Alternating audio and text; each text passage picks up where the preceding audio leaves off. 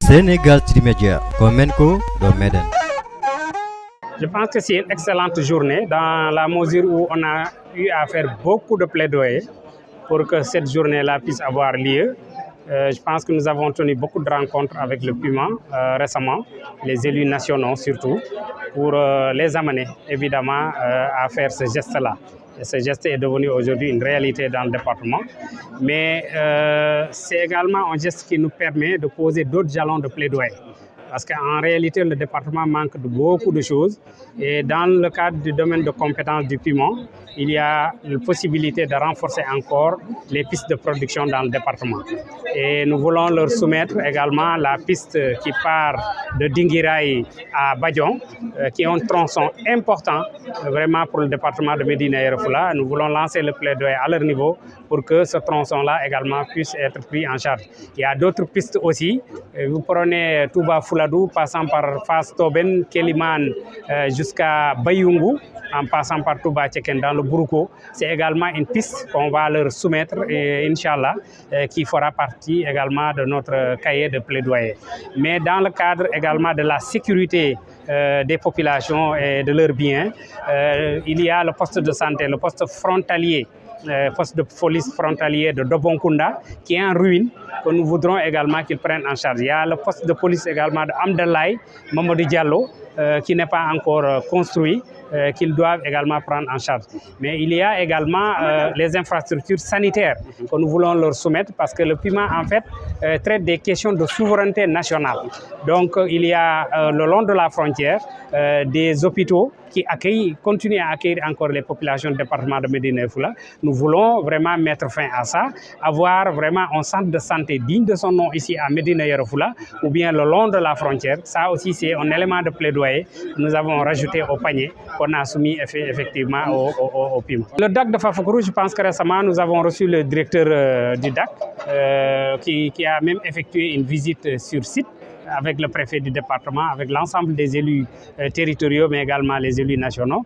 Je pense que les entreprises sont déjà, en tout cas, selon l'information qu'on a reçue, les entreprises sont déjà recrutées. Et juste après la Korité, les entreprises qui doivent réaliser les aménagements vont effectivement effectuer le déplacement pour être sur place, pour démarrer les travaux. Nous pensons que maintenant, c'est sûr et certain que vraiment les travaux du DAC vont démarrer dans le département de Médina Yoro Foulah. En ce qui concerne le PUMA, bien sûr, c'est la caserne de sapeurs-pompiers qu'on leur a soumis et qui va faire l'objet de discussion tout à l'heure parce qu'on va avoir une réunion avec tout à l'heure sur ces questions-là. On est en train de leur soumettre un plan de développement vraiment qui traite de l'ensemble des questions sur lesquelles... Oui, ça c'est une décision de l'État.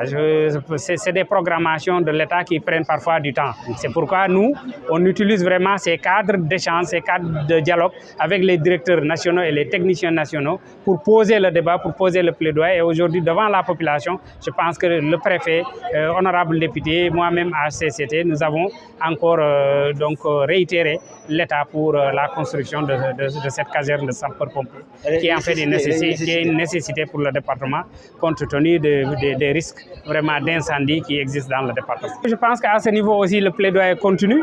Je pense qu'honorable député Dame Cissé vient de vous dire tout à l'heure les rencontres qu'il a eu à faire avec les autorités étatiques. Mais nous aussi, à notre niveau, récemment, nous avons rencontré vraiment les autorités politiques du pays, Benoît Sambou, le ministre en charge des collectivités territoriales, et nous leur avons réitéré évidemment cette demande-là pour leur dire que nous voulons quand même que d'ici l'hivernage, qu'on puisse démarrer le bitumage de cette route-là, vraiment que la population continue de réclamer. Et bien sûr, d'autres aussi doléances que la population ne cesse d'exprimer. Je pense que le plaidoyer continue. Maintenant, vous savez, l'État, souvent la programmation prend du temps, mais nous avons l'espoir que d'ici l'hivernage, les choses vont aller. Là aussi, je pense que c'est pourquoi on a même insisté sur cette caserne de sapeurs-pompiers, parce que ça va aussi de la sécurité publique. Mais également, nous sommes en train de travailler avec l'administration territoriale sur ces questions pour qu'effectivement, qu'on renforce la disponibilité des paratonnerres. Vraiment, on ne serait-ce qu'au niveau des édifices publics dans le département de Médina. Et je pense que le plaidoyer cela suit son cours. Aujourd'hui, nous sommes venus à Médina Yoro Fula pour une cérémonie de remise des moulins à mil. Ça concerne 29 moulins destinés au groupement de promotion féminine des localités frontalières. Donc au total, c'est 12 communes qui sont concernées dans le département de Médina Yoro Fula.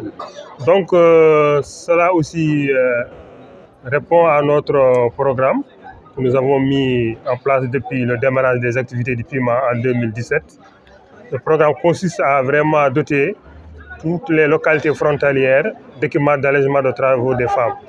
Nous avons compris que c'est des localités très difficiles compte tenu de l'accès, et aussi c'est des localités qui manquent de tout. Et aussi, comme l'a dit tantôt Madame l'honorable députée, les femmes prennent beaucoup de temps pour vraiment transformer la graine. Donc nous avons aussi voulu à travers ces dotations répondre au souhait du président de la République, son Excellence M. Macky Sall, qui dans son discours a toujours souhaité de ne plus voir une femme rurale usée de sa force musculaire pour transformer la graine. Donc nous y sommes depuis 2017. Nous avons distribué ces machines partout dans le Sénégal. Et aujourd'hui, nous sommes dans le département de Médina Yoro Fula. Début mars, on était dans le département de Kolda, où aussi on a donné 40 équipements d'allègement de travaux des femmes. Nous allons aussi distribuer 10 dans la région de Sédhiou.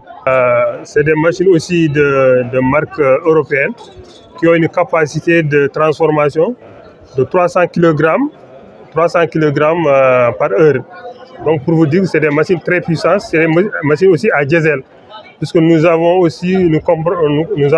compris aussi que dans ces localités, il n'y a pas d'électricité. Donc pour fonctionner ces machines, il faut avoir des machines adaptées. Donc les machines adaptées ici, c'est les machines à diesel. C'est pourquoi nous avons fait amener les machines. Donc nous profitons aussi pour demander à ces braves femmes bénéficiaires vraiment d'en assurer le bon usage, la bonne exploitation et le bon suivi.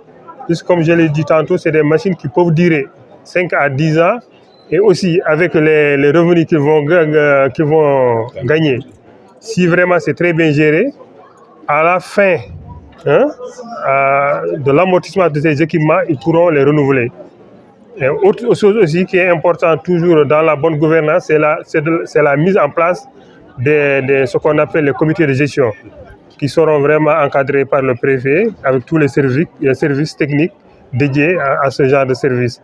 Là aussi, c'est pour vraiment nous permettre, nous et l'administration locale, de pouvoir aussi suivre ce que ces dames-là sont en train de faire avec ces machines. Le PUMA ne s'arrêtera pas seulement à ces dotations d'équipements.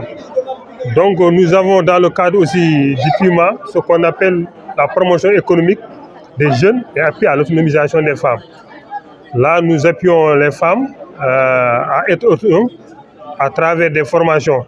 C'est des formations de renforcement de capacités de courte durée dans les domaines de l'agriculture, dans les domaines de l'élevage, de la pêche et surtout de la transformation. Puisque aussi c'est des formations avec mise en route. C'est-à-dire, aussitôt après la formation, nous mettons à la disposition des bénéficiaires tous les équipements et le matériel et les intrants nécessaires. Et ils vont continuer à faire la production, la transformation. Nous avons fait ça partout dans le Sénégal et Inch'Allah, nous allons revenir bientôt à Médina Yoro Fula dans le cadre d'un programme spécial Médina Yoro Fula, dans lequel aussi ce programme PESAF-là jouera un grand rôle pour permettre à l'effectivité de l'autonomisation de la femme de Médina Yoro Fula. Je voudrais vraiment saluer cette action du PUMA dans le département de Médina Yoro Fula et de façon globale les actions du PUMA à l'échelle nationale. Je pense que c'est surtout pour les zones frontalières. Et Médina Yoro Fula est un département qui a presque plus de 200 km de frontières avec la Gambie, donc avec toutes les difficultés liées aux zones frontalières.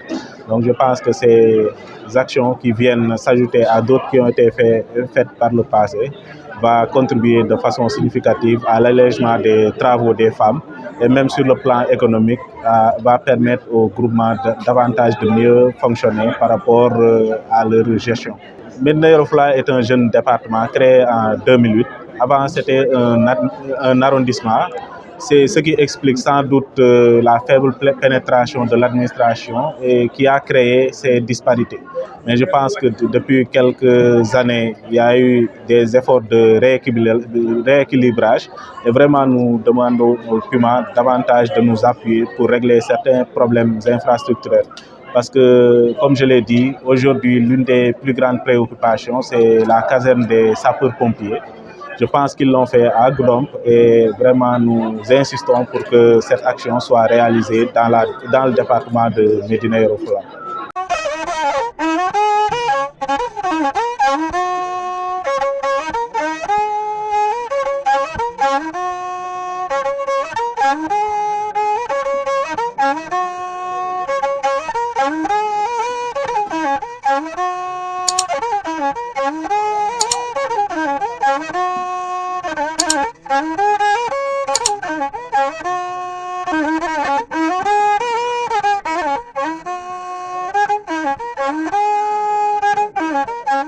Sénégal Trimedia, Komenko, do Medan.